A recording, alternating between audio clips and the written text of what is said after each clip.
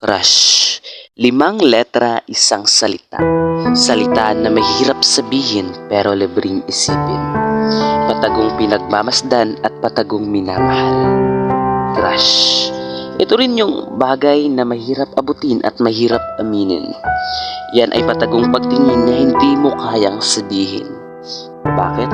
Kasi natatakot ka na baka malaman niya, na baka magalit siya. Ano naman, at least inamin mo. At least malalaman mo na hanggang doon na lang pala. Sa salitang paghanga, di natin maiwasan na ma-fall in love. Na hindi mo namamalayan na akala mo normal lang. Yun pala, nahulog ka na. Yun yung mahirap kasi hindi mo na kayang ilihim. Dahil nasasaktan ka na kapag may kasama siyang iba. Yung nanghihina ka kapag di mo makita. Paano kasi nakafocus ka sa kanya? Oo, mahirap aminin, mahirap sabihin at mahirap tanggapin.